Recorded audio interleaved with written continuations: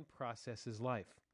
Our thinking is divided up into boxes that have room for one issue and one issue only.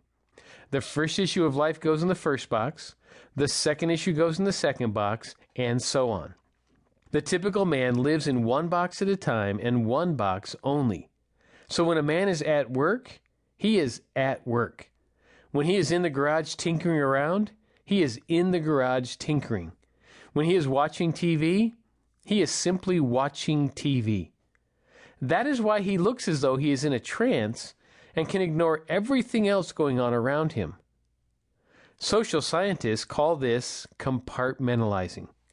That is, putting life and responsibilities into different compartments. Now, as a result, men are problem solvers by nature. They enter a box, size up the problem, and formulate a solution.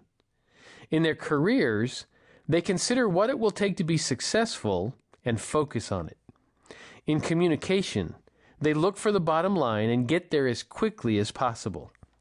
In decision-making, they look for an approach they can buy into and apply it as often as possible. A man will strategically organize his life in boxes and then spend most of his time in the boxes he can succeed in.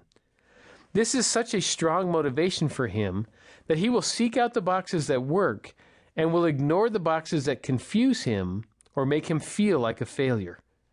For instance, a man whose career holds the possibility of success will spend more and more time at work at the expense of other priorities.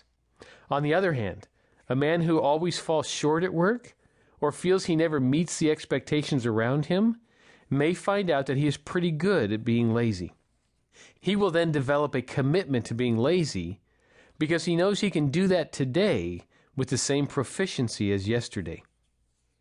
Men also take a success approach to communication. If they believe they can successfully talk with their wives and reach a desirable outcome, they will be highly motivated to converse. If, on the other hand, the conversation seems pointless to him, or he finds understanding his wife impossible, he loses his motivation to talk and clams up.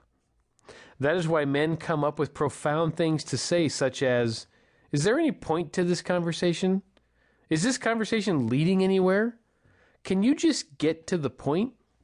These are statements a man makes out of frustration because he doesn't know how to make conversation with his wife work. The success drive is why men find it easy to develop hobbies that consume their time. If a man finds something he is good at, it makes him feel good about himself and about his life. Because men tend to be good with mechanical and spatial activities, they get emotionally attached to building, fixing, and chasing things. Yard projects become expressions of his personality. The car becomes his signature. Fishing becomes an all-consuming pursuit of the right equipment, the right fishing spot, and the right friends. The computer stops being a tool of work as it transforms into an educational, entertaining, even intimate friend. It makes predictable moves and gives predictable feedback. Because a man knows what he will get back from his computer, he spends more and more time with his keyboard while he spends less and less time face-to-face with his wife. The bottom line with men is, they feel best about themselves when they are solving problems. Therefore, they spend most of their time doing what they are best at, while they attempt to ignore the things which cause them to feel deficient. Women are like spaghetti. In contrast to men's waffle-like approach, women process life more like a plate of pasta.